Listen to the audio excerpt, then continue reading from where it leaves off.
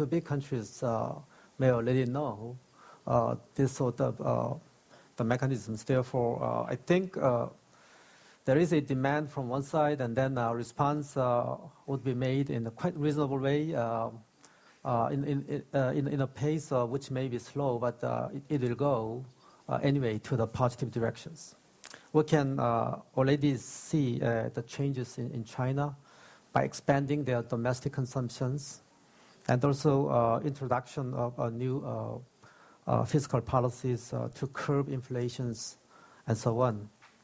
Turning over to the subject of the yuan internationalization, this is also another top issue, but we can observe that there is already a progressive internationalization of the renminbi, primarily with the two tracks. Number one is increasing the renminbi-based deposit just for the promotion of settlement of the trade. And number two is increasing the issuance of renminbi-based bonds, which is some are called the dim sum bonds. I just would like to show you some statistics. With regard to the renminbi-based deposits,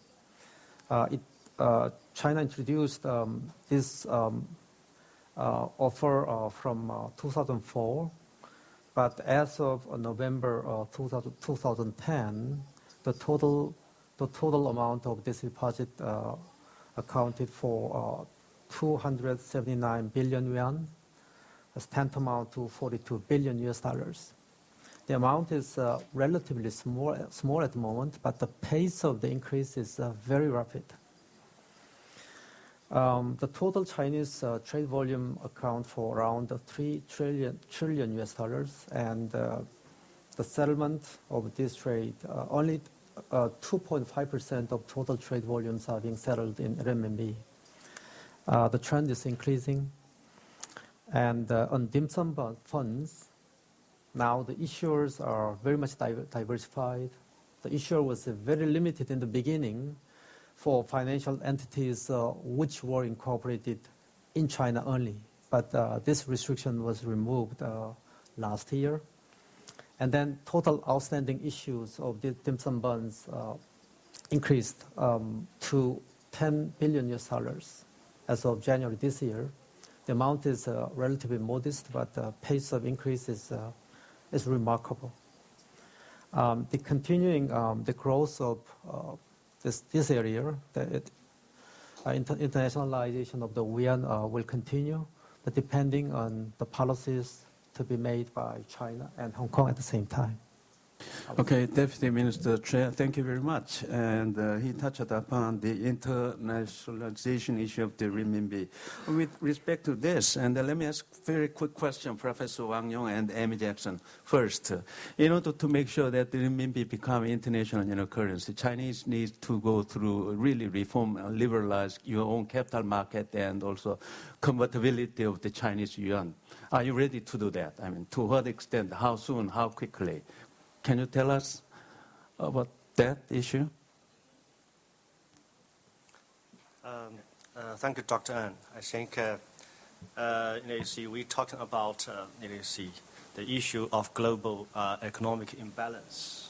I think it's believed that China and United States are the core parts of this story. So I think on the Chinese side, we think that is the reasons leading to the imbalance is very complicated. Even with this understanding, on the Chinese side has made great efforts.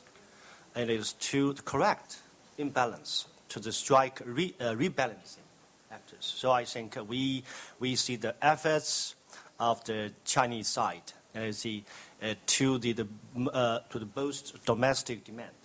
Okay, so they try to increase, the old bond investment.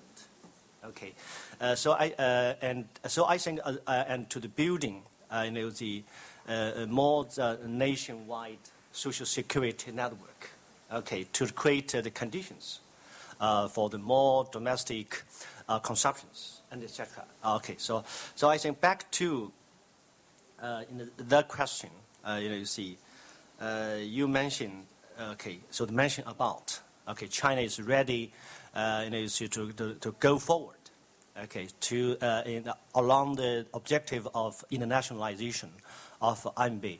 I think you are right. You see, the China, they're starting the process, but I think that takes time to make RMB as a real the hard currency with the positions of the currencies like the U.S. dollars, euros, and others. So I think we have but we still talking about that China is has domestic financial system is sound or solid enough, to the liberalization, of the capital controls, and so we have some very different opinions on that. So I think very important work, from the Chinese perspective, is to consolidate the domestic, financial regulations, and to increase the competitiveness of Chinese banking and financial institutions. I think in the short, short term, or even the midterm, Hong Kong, can be preferred as a very important platform to internationalize, RMB. As the Minister Cui mentioned that is the panda bonds, and a lot of discussion about. That is a very good, experiment. So I believe the Hong Kong's role in this regard is well increased. I mean, Uncle Sam, U.S. dollars has been anchor currency, since World War II. Nobody dispute, Now here, this renminbi is going to be now another anchor currency receiving international recognition. As the American general public accept this emerging trend, dollar is in a sense quite weakened and to serve as the international currency. What is general perception on American general public? This. For better or worse, I don't think the American general public has any conception of what's going on here. I really don't, and I don't mean to insult my own country people, but there is some complacency, number one, some perhaps skepticism, number two, but also I think an expectation that changes will come slowly. Whether that's correct or incorrect, I'm not sure. Okay, and Professor Zhang, do you have anything to add on this renminbi internationalization issue? I think it will take quite a long time for the yuan to be international anchor currency. Let's look at the situation of euros. So, in a couple of years ago, euro was regarded. It was estimated it would be a more important anchor currency than dollar, but now I think still the Uncle Sam remain the number one position. So, we know what happened in European countries. So that means, as Professor Wang mentioned, in order to make the yuan anchor currency, the Chinese government should improve its economic system as well as you mentioned, consolidate the financial institutions as well as real economic sectors. Thank you. Thank you very much. I think it's good news for China now becoming G2, and as China consolidate and liberalize its capital market as well as financial market, and to that extent, the world economy will become more healthier than before. So it's a good welcome sign. All right, ladies and gentlemen, let me just summarize. I would like to wind up the first subtopic I addressed. Our conclusion, panel members, is that there's no currency war, all right, and there is no trade war between United States and China, according to the panelist assessment, and so it tends to sort of the self-correcting mechanism, and I found out that a lot of the political rhetoric involved whenever you see this U.S. high-ranking officials demanding Chinese yuan should be revalued rather quickly, so on and so on, but that is not the real issue. All right, with that much, another thing, I think China's renminbi is becoming a really international currency, is on the way. Okay, and the second, let me move on this Doha development, multilateralism. Over the 10 years, we have not made any significant progress on the conclusion of the Doha development round. And why that happened and what is prospect of the concluding Doha? Doha development is effectively dead, or Doha development, round is should be regarded as doomed. And so many, the analysts say that the Doha development for interested economies really cannot gain very much, even the concluding Doha development round. So rather confusing state. Let me take the reverse order. Deputy Minister Choi Seok-young, since you served as the ambassador to DDA process, and you should have a very deep knowledge and instinct, okay? What is your view? Doha development round, is it just dead now, or how we can revive if possible? Please tell us. Not yet. Actually, there is we had some. There is a joke actually. What does DDA stand for? DDA is Doha Development Agenda, but we had a joke actually internally, which should not be public. DDA may mean don't do it again, or death-defying agenda. Actually, it's a kind of a joke actually among the negotiators, but that is a joke. On November last year, the G20 summit gave a strong signal to the world that actually we have to complete the DDA negotiations as soon as possible. And according to that commitments, early this year, the DDA WTO members just agreed to finalize the revised text by end of April this year, and then complete the modality negotiations before the summer break, and then enter into the request and offer negotiation on the second half of this year. But all this plan is not going so well at the moment because the main gateway issues are the NAMA, non-agriculture, market access negotiations. Actually, they failed. They failed so far because of the huge gap of the positions between developed and developing countries. There are also a huge gap in agriculture, particularly the SSM-related questions between the grain exporters and importers. And also in service and investment sectors, there is the gap in ambition levels between developed and developing countries. Overall, the negotiations are still very much going very slow. What would be the prospect? Actually, faced with this situation, now some views about the Plan B are being expressed. What does Plan B means? Actually, the Plan B is in case of the Plan A would not work, then actually the second option, second alternative could also be considered. Some are talking about the Doha minus, for example, not attempting to reach agreement on all agenda items, but just reduce the issues and then strike the deal in the beginning, and then further enlarge the agreement at a later stage. But there are many diversified options for this Plan B. Therefore, there is no agreement so far on what kind of Plan B they should go. But there is one consensus that all participating members agree that we have to continue to explore the possibility of reaching agreements. Because the failure of Doha is giving a very, very wrong signal to the outside world that the liberalization efforts by members, by WTO members, cannot reach any agreement. It's a very bad signal.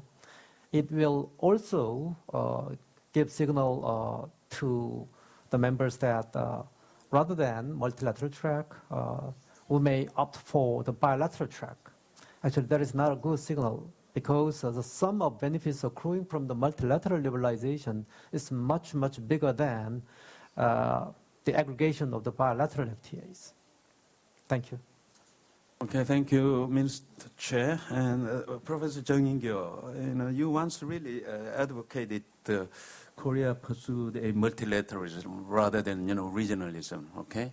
Now, given the stalled Doha round, what is the Korea's position? I mean, I think given the preliminary the assessment which given to me, and the political leadership is really critical one. And how you see, Doha the round prospects.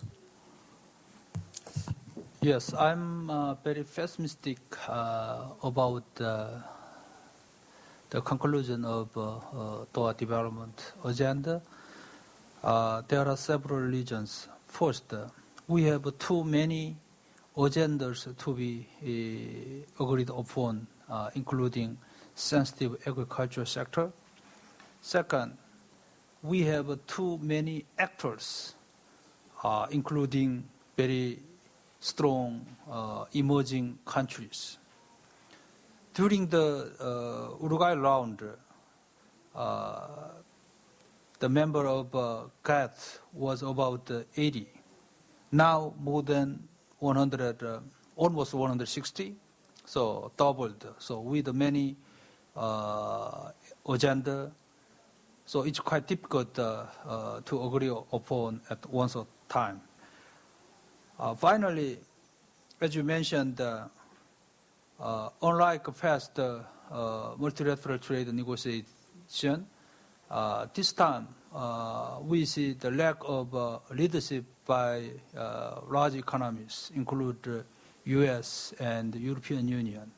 In the past, those two large entities agreed or shared the same line of thinking. Then other countries, had some kind of merits to follow their decision. But now, U.S.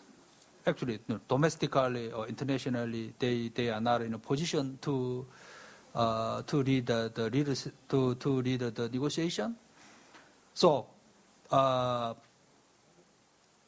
even G20 leaders agreed to conclude the negotiation by this year, but as you see, no chance, no possibility at all. So next year, major countries will have national elections, big political events. So the most probable timing for concluding negotiation could be 3, 4, 5 years from now. Thank you. Okay, thank you, Professor Jung. Professor Wang Yong, I would like to hear about the Chinese government position on this. And I know that this China, United States, are big guys. Okay, sometimes they oppose certain issues, especially non-agricultural market access and also opening the service sectors. Okay, well, as far as multilateral negotiations, our friends become all of a sudden enemy becomes our friends. In the multilateral negotiating sector. Now, Chinese now proposing even renminbi as a global anchor currency. So Chinese government is willing to take some leadership role here to crack a breakthrough? Thank you. As I think from our colleagues of the panel, we hear, as a cautiously optimistic view and the very pessimistic view. Yes, I see. From my personal understanding, I just share the both views in the same time. You mentioned, I'm speaking for myself. I don't know not much about Chinese government policy, but I'm thinking. So, okay, there's several things. The number one, I think we have to build some the new consensus about the nature of the WTO.